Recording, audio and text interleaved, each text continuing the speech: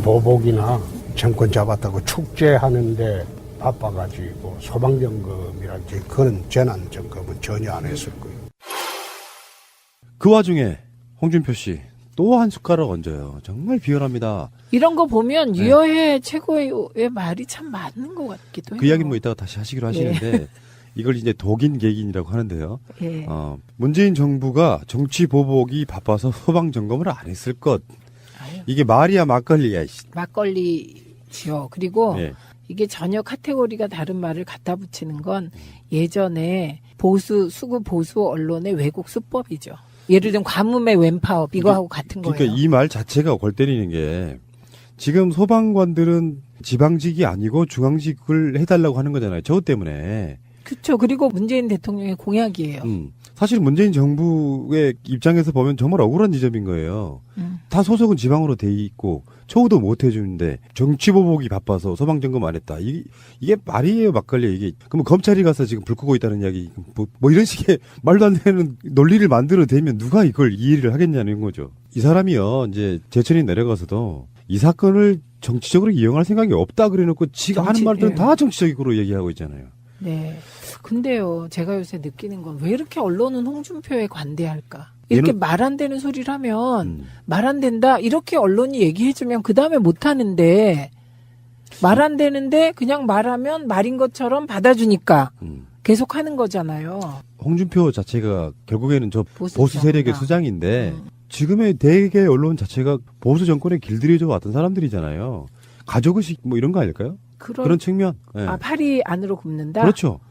정권은 지금 뺏겼으나 결론적으로 성향이라는 건 바꾸기 힘들어요. 어느 날 갑자기 정권이 바뀌었는데 조중동과 연합뉴스 이런 데가 어느 날 갑자기 문재인 정권으로 바뀝니까? 우리가 뼈노란 표현 쓰는 것처럼 네. 뼈박이였던 사람들이 쉽게 바뀌냐고요? 이 홍준표 대표가 한 말 중에요. 이 정부가 출범하면서 재난관리를 철저히 하겠다고 했다. 연말연시에는 언제나 화재 참사가 난다. 미리 소방점검을 했어야 하는데 정치보복이나 정권을 잡았다고 축제하는데 바빠. 소방점검, 재난점검을 전혀 안 했을 것 이렇게 얘기했잖아요. 이 정부가 재난관리를 철저히 하기 위하여 안전 관련 공무원 수 늘리겠다고 국회에 제출했었던 거죠. 그게 잘 안 됐던 거고요. 그리고 연말 연시에는 화재 참사가 잘 난다. 뭐 이것도 이제 얼마나 통계적으로 맞는 말일지 모르겠는데 요 소방 점검의 의무 있잖아요. 의무. 이게 각 도에서 관리하기 때문에 빨리 중앙직화되고 소방 공무원이 그래서 중앙에서 쫙 이렇게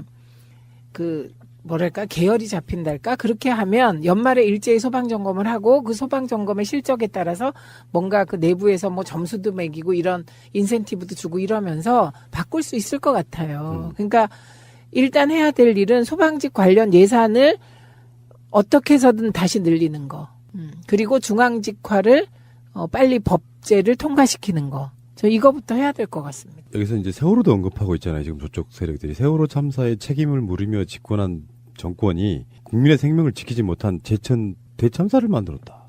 이게 말이 안 되죠. 논리적으로도 오류고요. 세월호 참사에 대한 책임을 물으며 집권한 것이 아니고요. 세월호 참사에 대한 책임은 n분의 1로 국민과 함께 국민이 물으신 거죠. 이게 피해의식이에요. 네. 자기들이 죄의식을 갖고 있는 부분에 대해서 굉장히 과민반응을 한 거예요. 알고 보면은. 그리고 일부에서는 뭐 세월호 참사로 집권했다 막 이런 말 하는데요. 박근혜 대통령 탄핵 사유에서 세월호 빠졌습니다. 그러니까요. 제가 이렇게 얘기했더니 국회 탄핵안엔 들어있었다고 또 반론이 와요. 그래서 제가 국회 탄핵안이 사실 뭔 소용이냐. 최종적으로 헌재의 탄핵 심판 판결문 보면 빠져 있으니까 세월호 참사로 박근혜가 탄핵된 게 아닙니다. 이건 분명히 해야 되고요. 다만 박근혜를 국민들이 행상 책임. 그렇죠. 태도의 문제. 네, 추미애 대표가 얘기했던 행상 책임. 예, 그 행상 책임을 묻는 시발점이 된 거는 맞죠. 새가 날아든다는 여러분들의 하트를 먹고 삽니다. 잊지 않으셨죠? 에피소드 제목을 누르고 플레이가 되면 오른쪽 위에 하트를 꼭 눌러주세요. 오늘도 감사합니다. 더 많은 분들이 들을 수 있도록 하트 꼭 눌러주세요. 제가 요즘에 주위 사람들한테 몇 가지 질문을 했던 것 중에 대표적인 게 세월호 참사하고 제천의 화재 사건하고 뭐가 달라진 것 같냐고 한번 물어본 적이 있어요. 네. 사람들이 이제 막연한 상태에서 바로 답을 못 하시더라고요. 첫 번째 이야기를 드렸던 게 그거예요. 태도가 달라졌다. 박근혜는요, 욕먹기 싫어서 안 갔어요. 그리고 단상의 높이부터 달랐고요. 희생자 한 분 한 분들 다 찾아가서 무릎 꿇고 상대방의 이야기 듣는 거예요. 쉬운 거 아니거든요. 대통령의 입장이라는 게. 그러니까 어떤 사고가 났을 때 그 사고를 대하는 태도가 달랐다는 거예요. 예를 들면 그 팽목항에 경찰 정복과 형사들 반, 유족 반, 기자 반 뭐 이런 식이었어요. 그러니까 이거를 어떻게든지 어떤 상황인지는 모르지만 찍어 누르려고 했던 그 정권의 태도와 문재인 대통령처럼 그러니까 이게 사고가 나는 부분에 있어가지고 대통령이 직접 내려가서 사건 그렇게 수습하기 시작하면 수습도 제대로 될 뿐더러 문제점에 대한 이런 것도 바뀌는 거거든요. 네. 그런 식으로 태도 자체가 다르면 결과가 다릅니다. 그 자체를 놓고 지금 세월호 비교하고 있다는 게 저는 굉장히 좀 몰상식하다는 생각이 드는 게 정치 공세죠. 네, 네. 자기들이 정말 세월호 유족들을 대하는 아까 말한 태도 같은 게 좋았던 사람들이라면 이렇게 말할 수 있어요. 전혀 그렇지 않았잖아요. 탄압했잖아요. 심지어는 캡사이신을 뿌리댔다고. 아이, 그리고 그뿐만이 아니죠. 그쪽 진영에서 나온 말들이요. KBS에서 나온 말들이 세월호 교통사고로 죽는 사람 숫자가 세월호 참사 희생자보다 더 많다는 둥. 세월호는 단순한 사고일 뿐이라는 둥. 그 다음에 또 어떤 사람은 세월호 가족들이 깡패냐. 뭐 이런 얘기까지 그쪽 사고에서 다 나온 말들이잖아요. 그래서 그 태도가 달랐다는 거 그것도 전적으로 맞는 말이고요. 문재인 대통령은 이걸 가지고 숨길 게 없는 거예요. 근데 박근혜 청와대가 계속 문제가 됐던 건 뭔가를 숨기는 듯한. 실제로 조작을 여러 가지 했지 않습니까? 네. 그리고 그게 지금 하나하나 드러나고 있고요. 그리고 결정적으로 국민들이 뒤집어진 게 뭔데요. 5시 40분인가 중앙대책본부 나와가지고 머리 이렇게 막 올리고 나와갖고 아이들이 조끼를 규명 조끼를 입었다는데 그렇게 구하기가 힘듭니까? 이 말 때문이잖아요. 모든 의혹의 사실 그게 출발이에요. 왜 저런 말도 안 되는 소리를 하냐? 뭐 그랬기 때문에 이건 뭐 정치 공세이고요. 그리고 대통령이 바뀌었다고 하루아침에 대통령의 그런 태도가 전 공직자, 저 제천시에 있는 소방관들, 제천시에 있는 하위직 공무원들에게 다 태도가 바뀌는 게 아니에요. 제 사실은 마음 자세가 바뀌고 태도가 바뀌어야 이게 모든 게 달라지잖아요. 그래서 이게 이제 전파되고 윗물이 맑아야 아랫물이 맑는데 윗물이 맑아서 아랫물이 맑아지는데 시간이 좀 걸리는 거죠. 그러니까 추미애 대표 말이 맞는 것 같은데요, 저는. 그러니까 문재인 대통령이 실제로요, 자기 가족 죽으면 대통령이 아니라 대통령 할아버지라도 잘 안 보이거든요. 근데 그래서 그 순간에는 극한 말들이 쏟아져 나와요. 그거 피하지 않겠다고 가신 거거든요.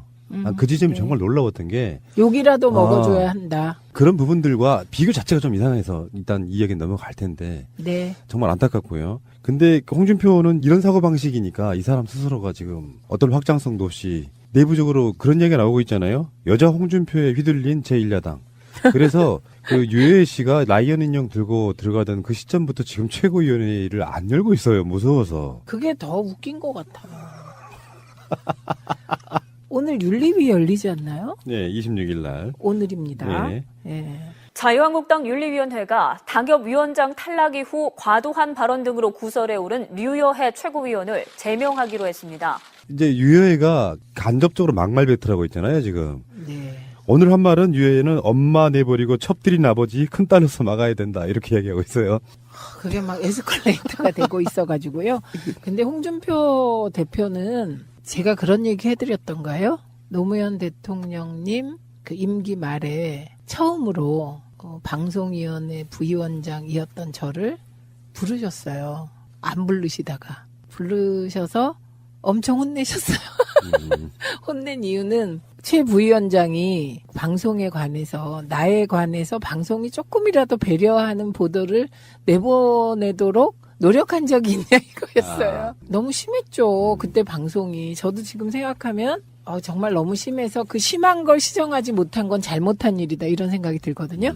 근데 그때 무슨 얘기를 했냐면 돌이켜보면 집권 전부터 보수 언론과의 싸움, 전쟁을 하면서 대통령이 됐는데 보수 언론의 감시가 너무 심하고 흔들기가 심해서 큰 사고를 안 치게 됐다, 결과적으로. 그런 말을 하신 적이 있어요, 저에게. 참 역설적으로 그런 말이죠. 그런데 홍준표 대표나 안철수 대표처럼 언론이 너무 우호적인 분들은요, 이게 끝이 어떻게 될지 몰라요. 지금 만약에 입장 바꿔서 우리 쪽에 뭐 추미애 대표가 이런 뭐 주모가 어떻고 뭐 사이코패스가 어떻고 이 말 했으면 언론이 어쨌겠어요. 저는 만약에 추미애 대표가 뭐 누구 보고 사이코패스 같다든지 사이코패스라는 단어를 쓰는 순간 그거 갖고 언론이 2주 이상 물어뜯지 않겠습니까? 그렇죠. 예. 그런데 홍준표는 정말 저는 주막집 주모의 푸념, 사이코패스의 발언, 막 이런 얘기를 마구 해도 언론이 그냥 비판을 안 해요. 그러니까 이제 앞으로 이 말의 성찬이 어디까지 갈지 몰라요. 막말의 성찬이.